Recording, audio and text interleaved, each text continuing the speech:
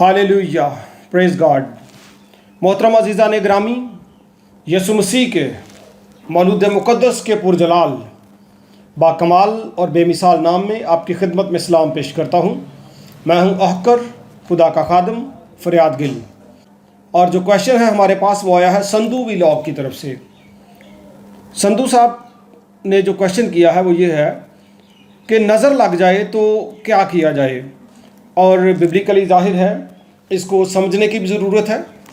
तो इससे पहले कि हम बदनज़री पर बात करें, नज़र कैसे उतारी जाए, कैसे लगती है, क्या बाइबल में इसके ताल्लुक़ से तालीम मौजूद है या तोहम परस्ती है, इससे पहले कि बिब्लिकली आपको इस पर टीचिंग दी जाए, आपसे रिक्वेस्ट ये है कि अगर आप लोगोस टीवी पर नए हैं, लोगोस का मतलब है कलाम, वर्ड, अगर आप इस पर नए हैं तो इसको सब्सक्राइब करना मत भूलिए, बेल आइकन को भी प्रेस करें, ऑल नोटिफिकेशन, और शेयर, लाइक और कमेंट भी किया करें। Thank you so much. आइए सबसे पहले जो हवाला मैं आपके सामने रख रहा हूँ, इमसाल की किताब में से लिखा है, तू तंग चश्म की रोटी ना खा, तंग चश्म की रोटी ना खा और उसके मज़ेदार खानों की तमन्ना ना कर। केजेवी ट्रांसलेशन जो है उसमें जो तंग चश्म है इसके लिए ईवल आई जो लफ्ज़ इस्तेमाल किया गया है।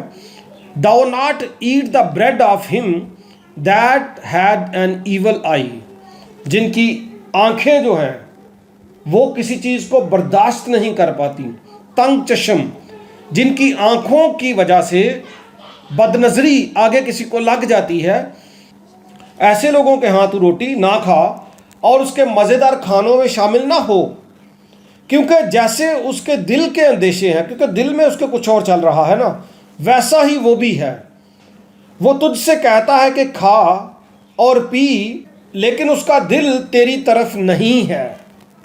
और लिखा है, जोन वाला तूने खाया तू उसको भी उगल दे, और तेरी मीठी बातें बेसूद होंगी।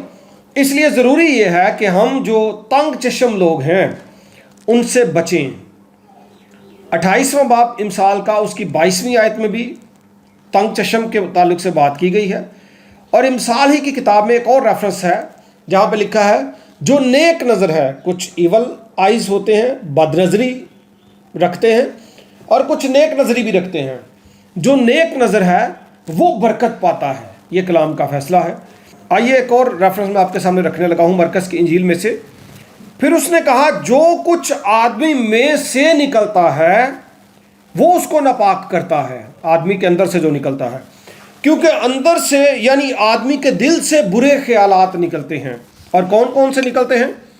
हरामकारियाँ, चोरियाँ, खून रेजियाँ, जिनाकारियाँ, लालच, बदियाँ, मकर, शहवत परस्ती, बदनज़री, और आगे लिखा है बदगोई, शेखी और बेवकूफ़ी। अब ये बदनज़री भी जहाँ पे और बुराइयाँ अंदर से निकलती हैं, वहीं पे बदनज़री, ये देखें क्लियर कट रेफरेंसेस आपको मिल रहे हैं। ये तो कोई तोहम परस्ती नहीं है, बल्कि किताब मुक़द्दस में ऐसा है। दीगर अदियान में तो बहुत ही ज़्यादा है, मुख्तलिफ मज़ाहब में इसका नज़रिया बहुत ही मजबूत है, लेकिन किताब मुक़द्दस में भी इसकी तालीम मौजूद है, नज़र लगती है। ठीक है, तो ये नज़र लगने वाला जो कॉन्सेप्ट है ये भी अंदर से बुराई है, अंदर से निकलती है, आँखों के ज़रिए से। दिल के अंदर के ख्यालात तो हर बंदा नहीं जानता, आप बातन किसी का तो नहीं चेक कर सकते, लेकिन चूंकि किसी ने अपनी आँखों के वसीला से ईवल्स को, बैड स्पिरिट्स को, डिमोनिक स्पिरिट्स को मौका दिया और वो काम करती हैं, उसका उस बॉडी पे कंट्रोल होता है। जहाँ पे दिल से दीगर बुराइयाँ निकल रही हैं वहाँ पे ये बुराई भी निकलती है कि किसी को बदनज़री लग जाए। और ऐसा मुमकिन है, ऐसा होता है। ये रेफरेंसेस जो मैंने आपको दिए हैं ये सब यही साबित करते हैं।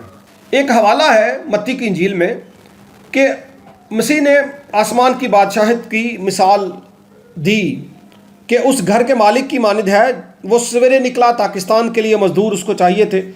मज़दूर कुछ उसको सुबह मिल गए, जो सुबह मज़दूर मिले थे उनके साथ जो मज़दूरी ठहराई गई थी वो 1 दिनार थी। गौर से सुनिएगा, 1 दिनार मज़दूरी तय पाई। उस वक्त आम तौर पर ऐसा ही होता था, एक दिन में 1 दिनार मज़दूरी किसी शख्स को मिलती थी।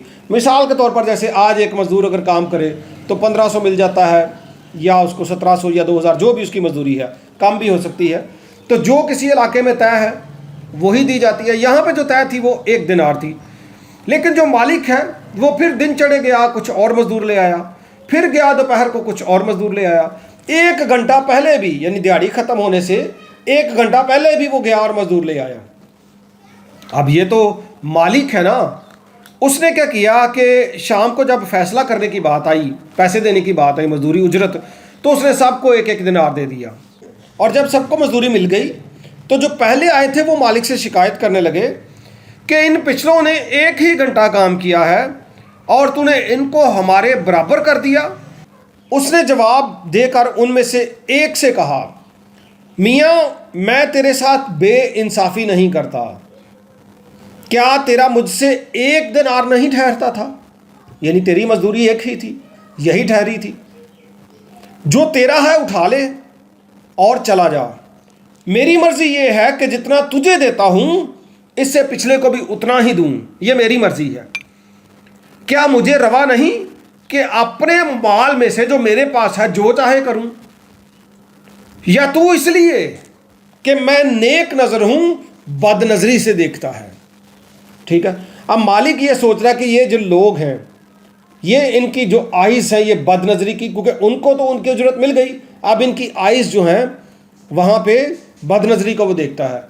तो ये जो कॉन्सेप्ट है बाइबल मुकद्दस में मौजूद तो है, बदनजरी लगती है, जहाँ पे बुराई और निकलती है, हरामकारी, झूठ, हसद, बुग़्ज़, वहाँ से बदनजरी भी निकलती है। आँखों के ज़रिया से इसका इब्लीस इस्तेमाल करता है, और जब इस्तेमाल करता है तो फिर जाहिर है तो आगे भी इसका असर पहुँचता है। ये तो होगी तालीम। अब इसका सलूशन क्या है?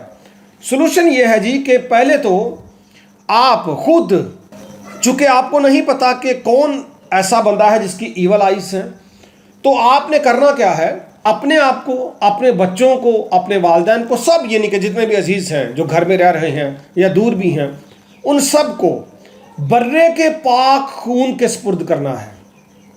छोटे बेबीज़ होते हैं तो उनको आप बर्रे के मुकद्दस और बेशकीमत खून के सुपुर्द करें। क्या खुदा, मैं इस बेटे को, अपनी इस बेटी को, बच्चे को बर्रे के बहाए गए बेशकीमत खून के सुपुर्द करती हूँ। उसके माथे पे क्रॉस बनाएं, बाकियों के भी बनाएं, और मसीह के लहू में उनको छुपाएं, और खुदा से मुहाफ़ज़त की दुआ करें, पाक रूह को रिक्वेस्ट करें कि वो आपका निगहबान हो। ठीक है, तो ये एक तरीकाकार है कि आप अपने गिर्द पहरा लगाएं, और ये प्रैक्टिस खादमों को भी करनी चाहिए। ख़ास तौर पे वो लोग जो दुआ करते हैं, ना सिर्फ अपने लिए बल्कि और लोगों के लिए भी। घर में भी ऐसे होते हैं, कुछ मुबशरीन होते हैं, कुछ खुदाम भी ऐसा करते हैं, एल्डर्स भी करते हैं, और बहन भाई ऐसा करते हैं खिदमत में जो है। जब वो किसी के लिए भी दुआ करें तो पहले वो अपने घर को भी पाक बर्रे के खून में छुपाएं, खुदा की मुहाफ़ज़त मांगें, फिर अगले के लिए दुआ करें, क्योंकि इब्लीस अटैक भी करता है ना, वापस कमज़ोर हिस्से पर वो अटैक करता है, बच्चों पर भी करता है।